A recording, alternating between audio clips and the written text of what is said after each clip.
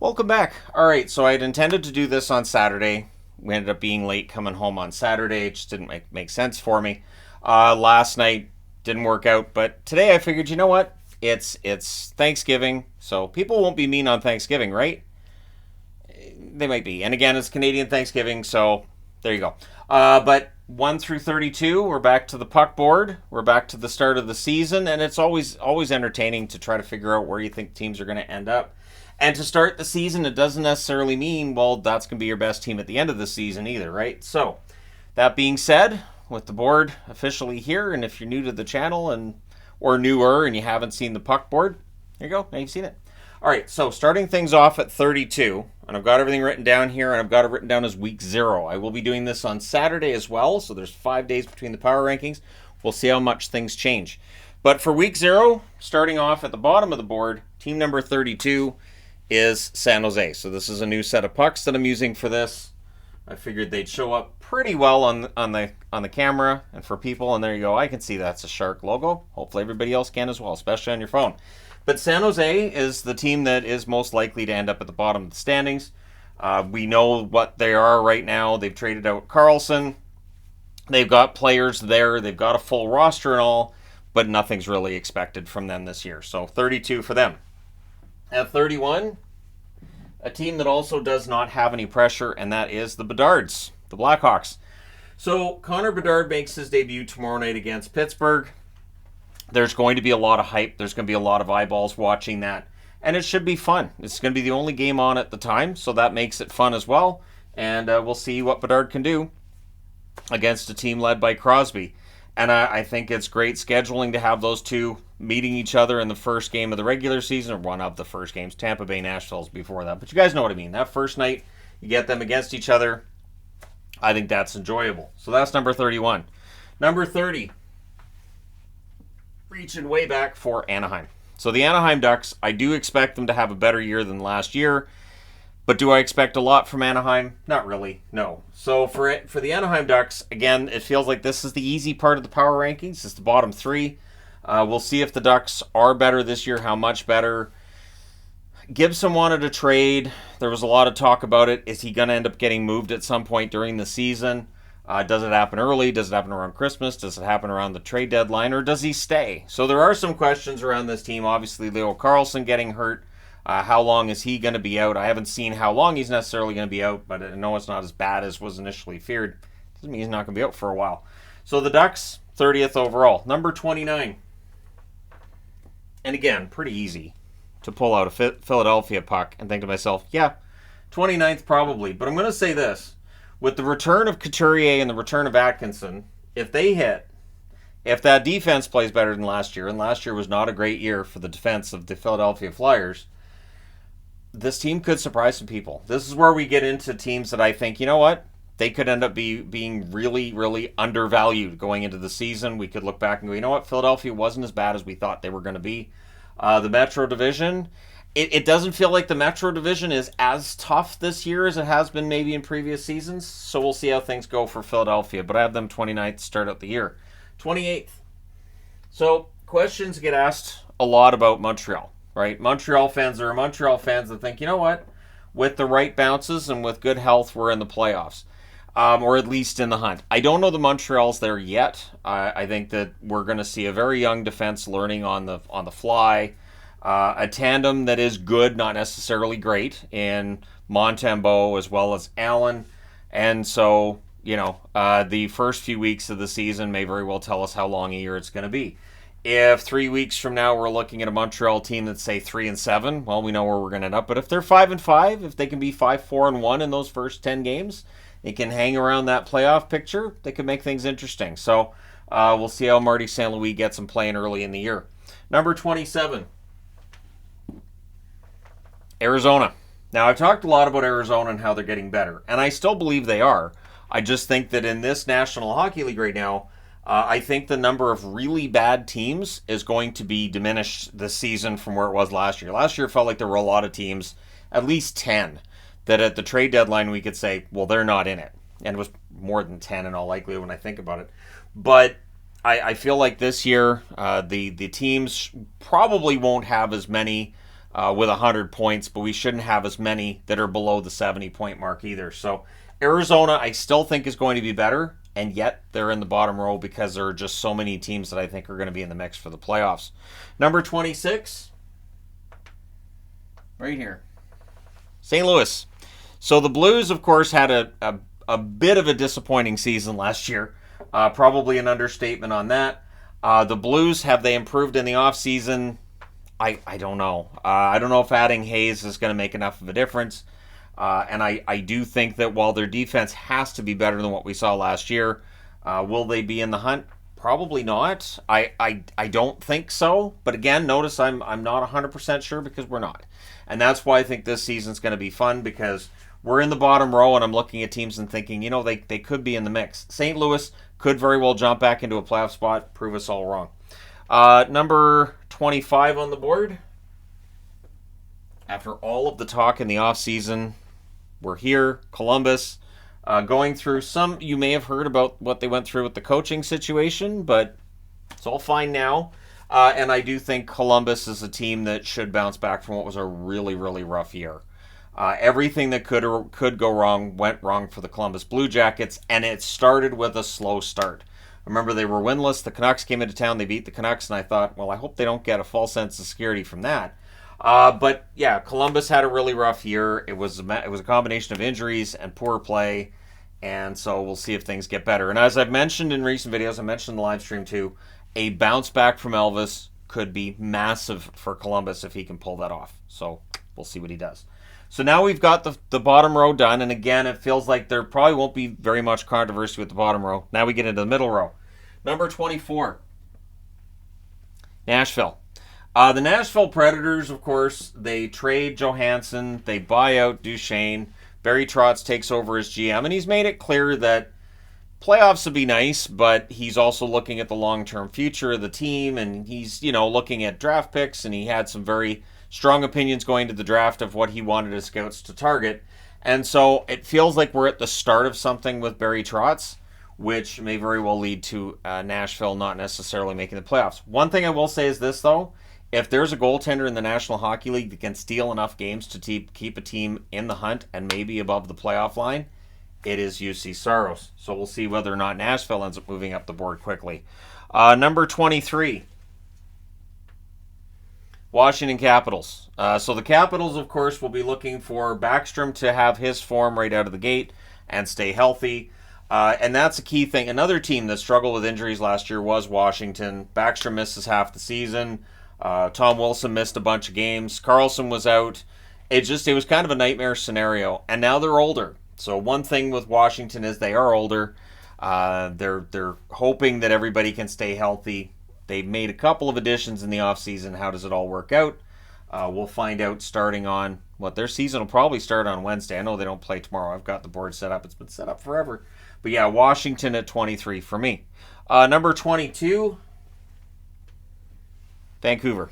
So Vancouver, there's a lot of hope that the Vancouver Canucks are going to get back above the playoff line. I've seen one in the local media being willing to say top 3 in the division. Kudos to them for having the courage. I don't have the courage. I just don't. Soucy's now going to be out week to week. They're going to have defense by committee. Hirose is up. Hopefully Hirose gets an opportunity to succeed. And there's talk about Quinn Hughes not necessarily having a permanent partner, which is not ideal. The ideal would be you have 3 set pairs. The Canucks, as the season gets started, don't have 3 set pairs. So I do have some concern. The one encouraging thing I saw was in that final preseason game. Preseason means nothing. Yes, I know. But in that final preseason game, you could see structure in their game. You could see defensive responsibility, and Demko didn't face a ton of shots. If they can play that way, they're going to stay in some games, but it may not be pretty. Number 21 on the board, another Canadian team coming up here, and that is Calgary. So the Flames, of course, narrowly missed the playoffs last year. They should have a bounce back under Huska. It really is a matter of me looking at the standings from last year, looking where teams are at, the subtractions and additions, and saying, all right, I think Calgary 21 is a good spot for them to start. And we'll see if Wolf plays really, really well with the Wranglers, and if there's some kind of struggle either for Vladar or for Markstrom, do you wait? And my answer would be no. if you're Craig Conroy, you're the general manager, I don't think you wait to pull the trigger on changing up the goaltending if we have a start to the season like things rounded out for them last year. Neither Vladar nor Markstrom had seasons that I think they were overly happy with. So we'll see, right? There's definitely a we'll see attitude I have with Calgary. I hope they do well because, again, while Calgary is the I think the biggest rival the Canucks have in the NHL, it's always more fun to beat that rival when they're good. It's the same thing I say about Boston with Montreal. Boston-Montreal, I love those series, even though Montreal has traditionally knocked out Boston in the playoffs. The reality is it's more fun to watch a Boston-Montreal game when Montreal's good because then when you get those victories, it feels better. Number 20 on the board is Les Red Wings de Detroit. So the Detroit Red Wings, 20th on the board. And all of last season, there was an argument about where I had the Red Wings placed in that they were always right in around this range, and they start this season right in around that range again. There are some concerns I have with this team overall, but there's some good young talent here. Edvinsson looked pretty good in the game that I watched with him in the preseason. I know preseason doesn't mean anything. Their goaltending, relatively solid. They have 3 goalies. We'll see how long they roll with 3 goalies and what the plan is going forward. But for Detroit, this should be a team that's more entertaining to watch, and I think they'll stay in the hunt a little longer than they did last year. Number 19, New York Islanders. So the Islanders, I think that's the first team on the board that made the playoffs last year that I have on the board for this power rankings. The Islanders, I don't know. That loss at the end of the preseason, which means nothing against New Jersey. I don't know. There's just something with the Islanders that we'll see if it really was just, preseason blues or whatnot. But, yeah, that just feels like the Islanders may very well end up having a hard time making the playoffs in an East that's going to be very tough to make the playoffs. We may see an Eastern Conference where you've really got to have your absolute A game 9 games out of 10. I don't know with the Islanders. I want to see Horvat prove all the haters wrong. I want to see Horvat go out and score 40 goals and, absolutely be the man for them. But I just don't know if that's going to happen with the Islanders. And so we'll see. Because the Islanders have a completely different style of hockey than the Canucks. So Horvat not producing with the Islanders as he did with the Canucks, not a surprise to me in the slightest. Number 18, we're back into teams that missed the playoffs last year, the Ottawa Senators. So the Sens, not having Josh Norris is troubling. I did see one speculative comment from Canadian media along the lines of, without Josh Norris, if Norris doesn't play this year for the Ottawa Senators, and we don't know what's going on with his injury issues and his setbacks, but the idea that without Norris for a full season, they don't make the playoffs. I don't know if I would go that far, but I don't know where else the goals would come from. So you trade out DeBrincat, and you bring in Kubalik, you add Tarasenko, but if you do not have Norris back, I don't know that there's enough goals in this lineup. And with Ottawa, I also do wonder, Korpisalo and Forsberg, how does that tandem hold up? So I have them at 18th, a little bit below the middle of the board. Number 17, Tampa Bay. So the Tampa Bay Lightning, and this really is just Vasilevsky's not in the lineup, and Vasilevsky's not going to be in the lineup for a while. It's going to be a struggle. Johansson's never been a starter in the National Hockey League. Johansson's had some rough stretches in the National Hockey League. He's also had some good ones. And so I have no idea what to expect. It should be very entertaining when Nashville and Tampa Bay start this off tomorrow. Because to me, Tampa Bay, it feels like, would be an easy pick as a team that probably falls off at least a bit. Nashville, if they can get off to a good start, and again, Saros can steal some games, we'll see what happens. But for the Tampa Bay Lightning, it does feel like without Vasilevsky, they're definitely going to have a hard time winning games. Which is not as much an insult to Johansson as it is a compliment to Vasilevsky. Vasilevsky's just, you never have to worry about the net with Vasi in there. Number 16. So starting off in the top half of the board is Pittsburgh. So Pittsburgh, by my count, would be a beneficiary of Tampa Bay falling off a bit. The Atlantic Division, I think, is going to be really tough. But Pittsburgh, with Karlsson, Malkin, Crosby, I know how old they are, Letang, various other older players too. But the reality is that adding Karlsson to this group coming off of a 101-point season, it could work. It could work. Carlson could come out of this season with 100 points. Maybe playing in Pittsburgh, he only gets 10 goals and 90 assists, but I could still see a 100-point season for Carlson if he clicks, especially on special teams early with Malkin, with Crosby, and with that team. Yeah, it could be a lot of fun to watch. So I have Pittsburgh in the top half. Number 15, Buffalo. So the Buffalo Sabres, so if you're a Sabres fan and you're getting to this point in the board and thinking, where are we? Hey, you're 15th. Buffalo, they have everything necessary. I will agree with Sabres fans that in the chat today we're talking about, so what about Levi? Do you think he's going to be the guy? He kind of has to be, but their defense in general has to be better, and we saw that in the preseason as well. Their defense is still a bit of a misadventure. But again, preseason, we'll see whether or not that translates to the regular season as well. Buffalo, we know, can score in bunches. We know what Tage Thompson could do. We know what Tuck can do with Thompson and all of the offensive weapons they have, that even with Quinn being hurt and missing the start of the year, I don't feel like it's going to hurt their attack that much. I think getting Quinn back will help, but I don't think it's going to hurt their attack that much without Quinn. They just have so many weapons. Number 14 on the board, Winnipeg. So for Winnipeg, I had my concerns that, all that Hellebuck and Scheifele uncertainty, it could affect their ability to make the playoffs at the end of the year. Well, now we don't have that uncertainty. So while there are still people digging in their heels and saying they're just signing this, they're going to trade him. It feels like those are the same people that earlier were saying, well, they're not going to re-sign in Winnipeg. It's not going to happen. So there are people still desperate to see them leave Winnipeg. I don't think it's going to happen. I think that keeping Scheifele and Hellebuck takes that uncertainty out of the team. There isn't really anybody on an expiring contract that is going to be of any kind of a distraction at the deadline, unless Niederreiter's a distraction. I don't see why, or Brossoit. So yeah, Winnipeg, as long as they can stay healthy, and that's the key thing too there, because Ehlers has had a lot of injury issues over the years. But yeah, Winnipeg, right now, I think things look good, at least for the start of the season for Winnipeg. Number 13, Minnesota. So the Wild have a conundrum. The Wild are usually good enough to make the playoffs, and then they go home. And so the conundrum for Minnesota is to figure out how to get over the hump. So this past spring, of course, they end up against Dallas in the first round. Dallas was not a good matchup for them. Dallas was the better team in certain areas and took advantage. And then for Minnesota this year, it's about how do you get over the hump, right? They've lost against Colorado. They've lost against Vegas. They need to get over the hump, and they need to do it soon, because Kaprizov's in his prime right now. But Zuccarello's not getting younger, and now they've got some guys on expensive contracts who are on the older side. And so again, are Minnesota going to be able to get over the hump this year? Should be fun to watch. But right now, I'm picking them to be around middle of the pack and probably out early in the playoffs. And I'm really sorry to Minnesota fans that it does feel like a broken record. I really wish I could put them higher. Number 12 on the board.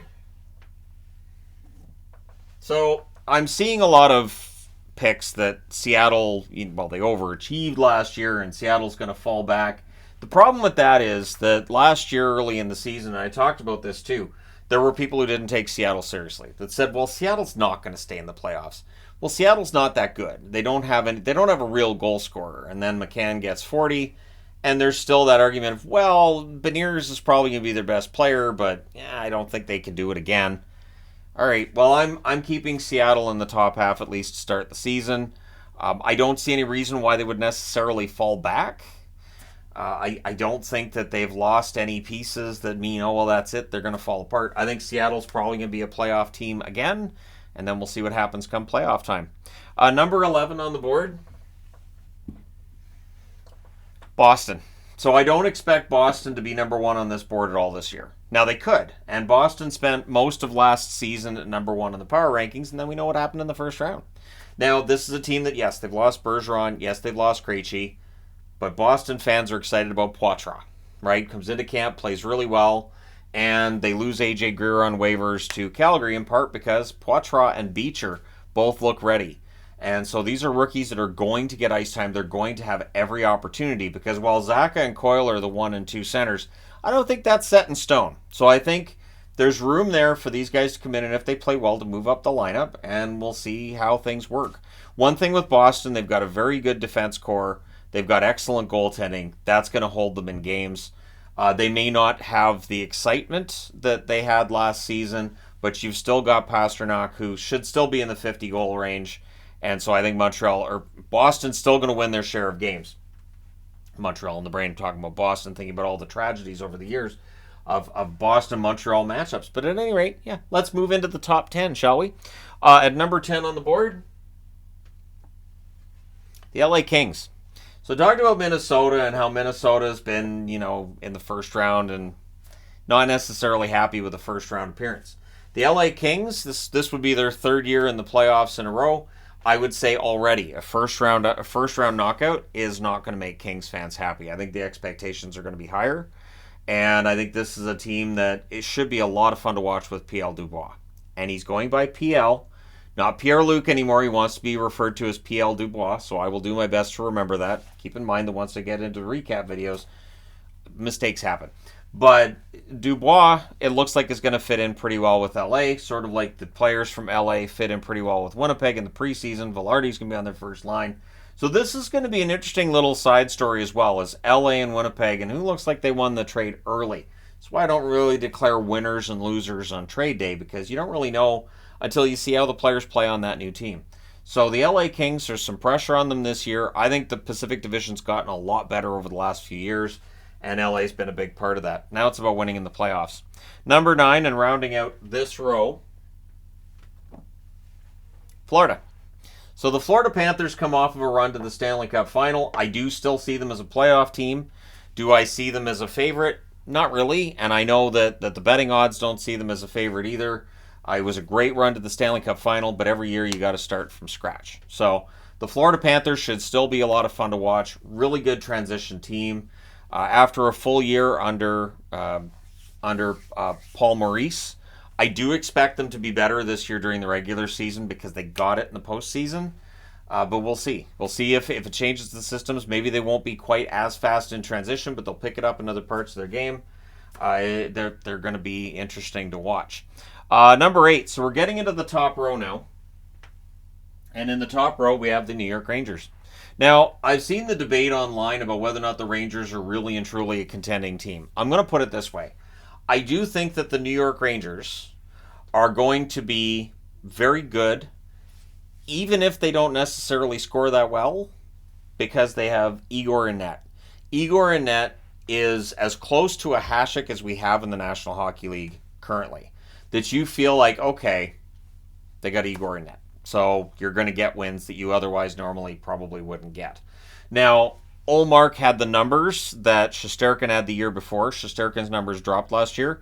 I expect them to go back up at least a little bit this year. I expect them to be in the 923, 924 range because he's that good. Igor, and he showed in the playoffs again. He showed in spurts there. They did get knocked out in the first round. But Igor showed during parts of last season he's still that good.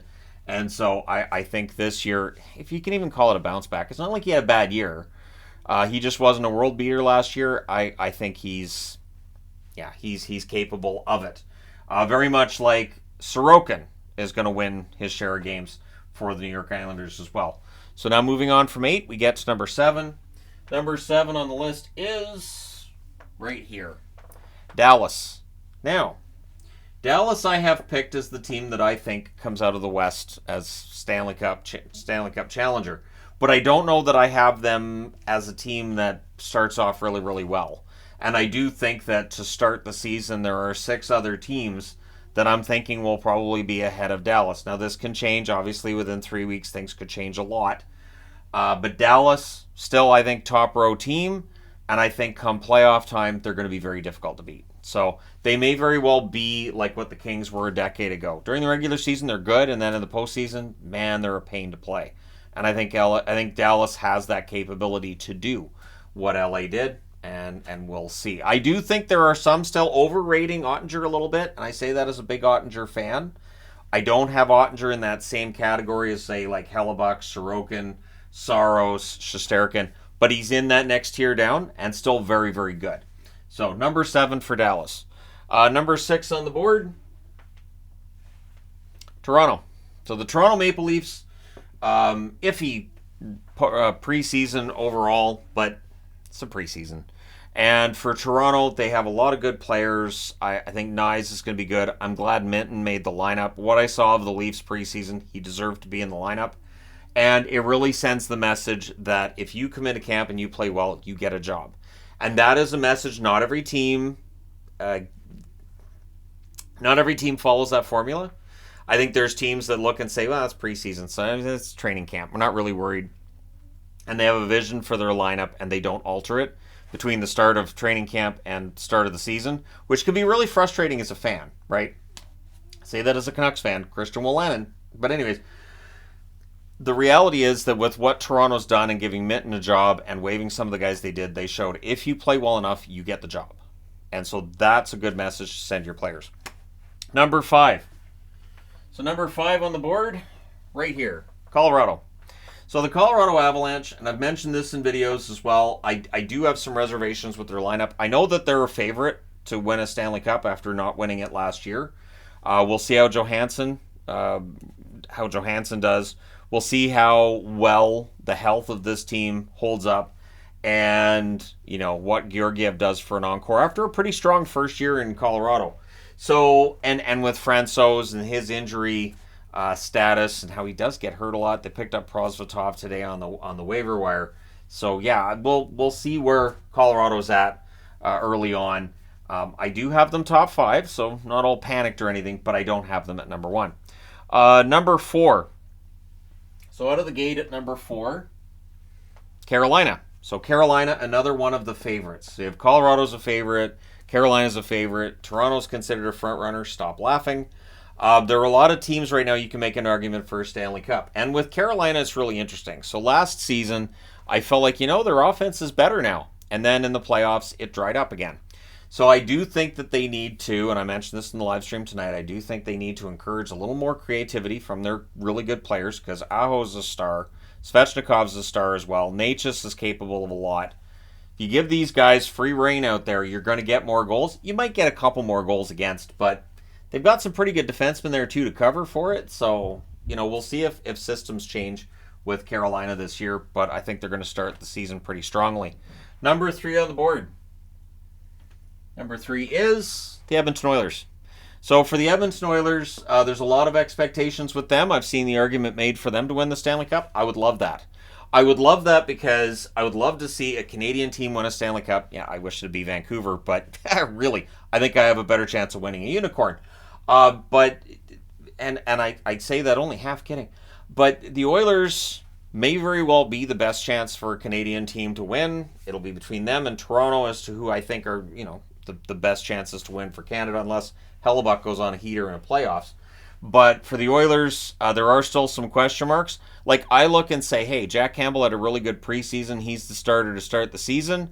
Other people will look at that and go, man, Skinner didn't win the starter job, huh? So it's glass half empty, glass half full. I like to be glass half full. Whether I cheer for a team or I don't, I like to be glass half full. I like to be one of the optimistic voices on the internet. So we'll see how things start out for the Oilers. But I'm really hoping for a bounce-back year from Campbell, because I have a new magnet that I want to start using, which is it's a Pog magnet, but it was from Campbell Soup. So I was like, oh, soup.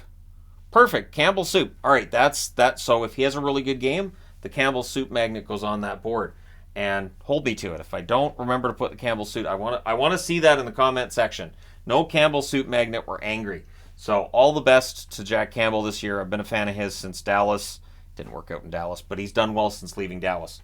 Number 2 on the board, your 2023 Stanley Cup champions. So I'm breaking my rule here that everything else is from the puck set, but this is the 2023 Stanley Cup champion puck.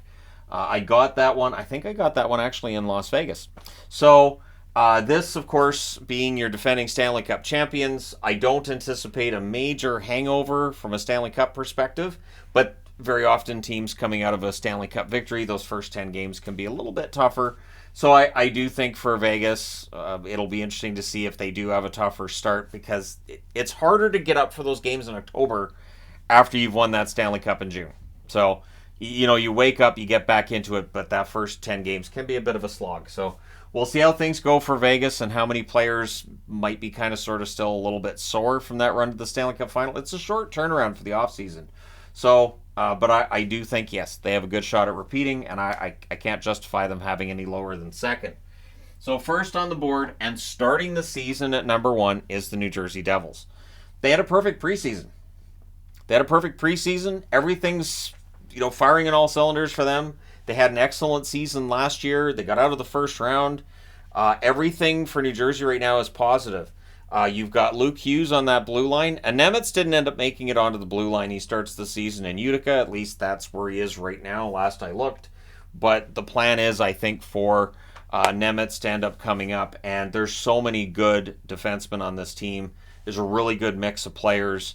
And so I'm excited to see what happens. That's why they could let Graves go, because they didn't need Graves any longer. There's a lot of depth. There's a lot of excitement. Yes, there's concern about whether or not Schmidt or Vanacek are necessarily the answer. But remember, Adin Hill, going into the playoffs last year, nobody would have said, well, Adin Hill's going to win them the Stanley Cup. I rightfully would have had people thinking I needed to be committed if I had suggested that going into the playoffs. So we'll see. Maybe Schmid's the answer. They do think, New Jersey Brain Trust thinks that Schmid's going to be a really good starter in the NHL. Maybe it starts this year. So there you go. First power rankings are done. Let me know your thoughts in the comment section below as always. Don't forget to tell me which teams I hate and which ones I don't. And hey, don't forget to hit like and subscribe if you're browsing your way through. You just happened upon this video. Thank you guys so much for watching. It's so good to have the regular season back tomorrow. And of course, these teams are going to move a lot. They're going to move a lot over the first few weeks, but it's fun. It's fun to have that and to go through and track and move teams up and move teams down. It's a lot of fun. So I enjoy doing that. And thank you guys so much for all your support the whole way through. And let's cruise through another really awesome first. So this is week 0 of the power rankings, and we'll see how week 1 looks this coming Saturday. So let me know your thoughts. Thanks for all your support. I will talk to you again soon.